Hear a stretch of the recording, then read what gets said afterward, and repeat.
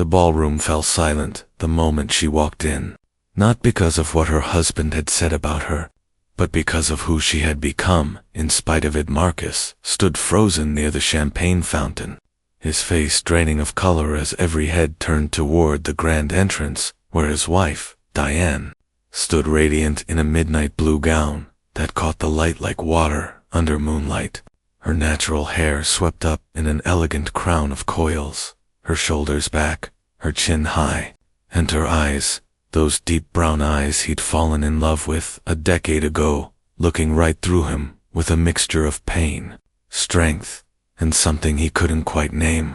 Just 3 hours earlier, Marcus had stood in this very room, surrounded by his colleagues from the law firm, his college friends, and his older brother, Vincent, all of them asking where Diane was, why she hadn't come early to help set up for his father's 70th birthday celebration.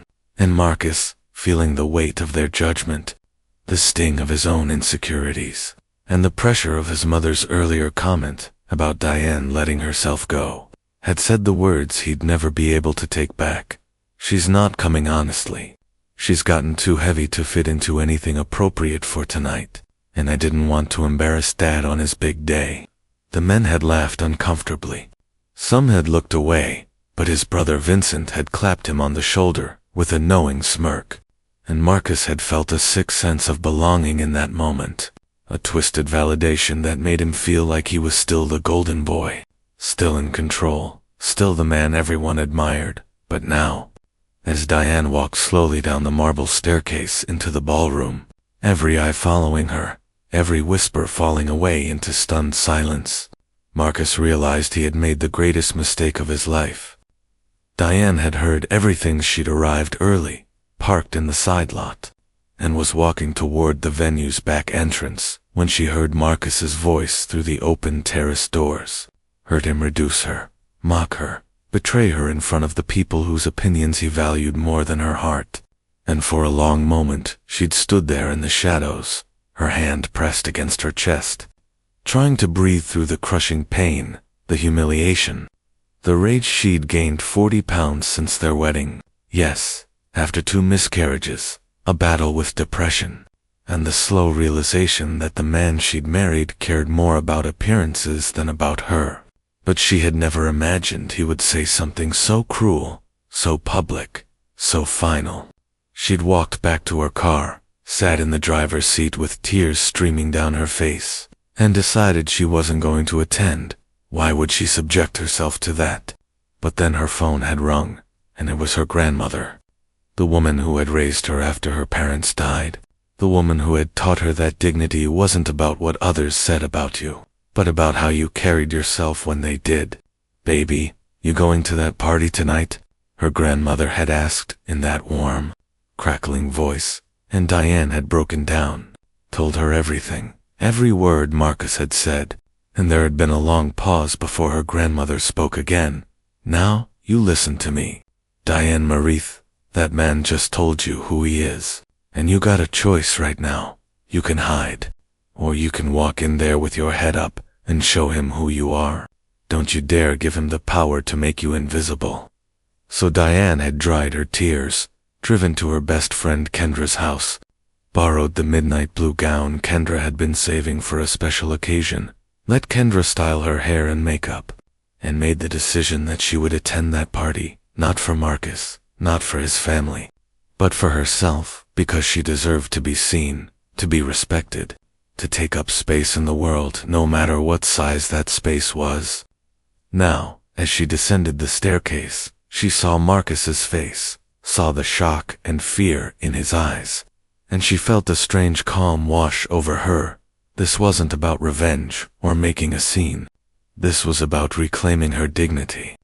The first person to approach her was Marcus's father, William, a tall man with silver hair and kind eyes, who had always treated her with warmth. He took her hand gently and said, "Diane, you look absolutely beautiful. I'm so glad you're here."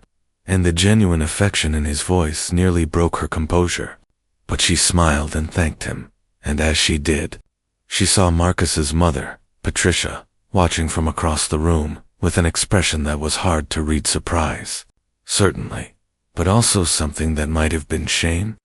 Marcus finally found the courage to approach her, his hands trembling slightly as he reached for her arm, but she stepped back, just enough to create distance, and said quietly, "Don't touch me." He opened his mouth to speak, but she held up her hand. "Not here.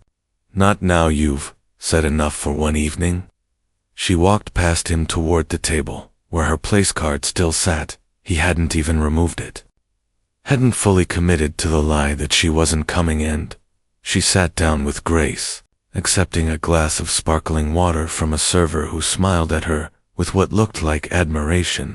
Throughout the dinner, Diane engaged in conversations with the people around her, laughed at appropriate moments, asked thoughtful questions, and radiated a kind of quiet strength that drew people to her. Marcus's Aunt Helen, a woman Diane had always found intimidating, leaned over at one point and whispered, "I don't know what's going on between you two, but I want you to know I've always thought you were too good for him." And Diane didn't know whether to laugh or cry, so she just squeezed the older woman's hand in thanks. Marcus, meanwhile, was unraveling. He could barely eat, could barely focus on the conversations happening around him, because he was watching his wife, really watching her perhaps for the first time in years. And he was seeing what he'd been too blind and selfish to notice: her grace, her intelligence, her warmth, the way she made everyone around her feel valued and heard. And he realized that he had been so focused on her body, on the opinions of others, on maintaining some superficial image of success, that he'd forgotten why he'd fallen in love with her in the first place. When it came time for toasts, William stood and spoke about family, about the importance of loyalty and love, and about how the greatest gift in his life had been his wife of 45 years, Margaret, who had passed away 2 years earlier. "She taught me that real beauty is in how you treat people, especially when no one is watching," he said, his voice thick with emotion. And Marcus felt those words like a knife to his chest, because he knew, in that moment, that he had failed that test completely. After the speeches, as people moved to the dance floor, and the evening shifted into celebration, Marcus found Diane standing alone on the terrace, looking out at the city lights, and he approached her slowly, carefully, like someone approaching a wounded animal. "Diane, but she cut him off. "Do you have any idea what you did to me tonight?" she asked, her voice steady but heavy with pain. "Do you understand that you told a room full of people that my body was something to be ashamed of, something that would embarrass you? I have stood by you through law school, through your father's illness, through every late night and missed anniversary, and I have loved you even when you made it very hard to do so. But this, Marcus, this I don't know if I can forgive." Marcus felt tears burning in his eyes, and he let them fall, because he had no right to hold them back. "I was weak," he said, his voice breaking. "I was insecure and stupid, and I let my mother's comments and my own fears turn me into someone I don't recognize. I know saying I'm sorry isn't enough. I know I can't undo what I said, but Diane, please believe me when I tell you that the moment I saw you walk in tonight, I realized I've been losing you for years, not because of your body, but because of my own blindness, my own cruelty, and I am terrified that I've destroyed the best thing in my life." Diane turned to look at him, and he saw tears on her cheeks, but her expression was firm. "You don't get to do this, Marcus. You don't get to make this about your feelings, your fear, your realization. I have spent years making myself smaller, quieter, less demanding because I thought that's what you needed. And tonight I realized that I have been disappearing, and you didn't even notice because you were too busy being embarrassed by me." The truth of her words hung in the air between them, and Marcus knew that this was the crossroads, the moment where everything would either break completely or begin the long, painful process of healing. "You're right," he said simply. "You're absolutely right. And I have no excuses. I just want you to know that I see you now, really see you, and I am in awe of your strength, of your grace, of the fact that you walked in here tonight when you had every reason not to, and I will spend the rest of my life trying to become the man who deserves you, if you'll let me." Diane was quiet for a long moment, and then she said something that surprised them both. "I don't know if I want you to deserve me. Marcus, I want you to respect me, to value me, to see me as a whole person, and not just as a reflection of your image. I need time to figure out if we can rebuild this, or if too much has been broken." She walked back inside, leaving Marcus alone on the terrace with the weight of his choices. And as the party continued around them, both of them were irrevocably changed by the discovery of her own strength and the realization that she had been accepting far less than she deserved, and Marcus by the devastating recognition that love without respect, without genuine seeing and honoring of the other person, is just a beautiful word for ownership. In the weeks that followed, Diane moved into her grandmother's guest room, and Marcus began therapy. Not couples therapy, but individual work to understand why he had valued the opinions of others over the heart of his wife, why he had internalized such toxic ideas about bodies and worth, and why he had been so afraid of vulnerability that he'd chosen cruelty instead. He wrote her letters, not asking her to come back, but telling her about what he was learning, about the shame he felt, about the work he was doing. And Diane read them, sometimes with anger, sometimes with sadness, but always with the clarity that she would never again make herself small for anyone's comfort. 3 months after that silent, devastating night in the ballroom, they met for coffee, and Marcus looked different, not physically, but in his eyes, in the way he carried himself with less arrogance and more humility. "I don't expect you to forgive me," he said, "but I want you to know that you changed my life. That night too showed me what real courage looks like, and you taught me that I had been a coward in the ways that mattered most."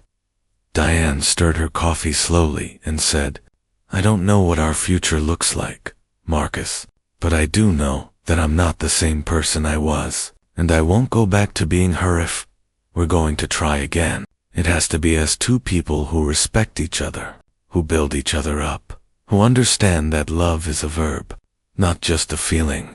They didn't reconcile that day, or even that month, but slowly, carefully, with the help of counseling and hard conversations and genuine change, they began to rebuild something new, not the marriage they'd had, which had been built on unsteady ground, but something more honest, more equal, more real.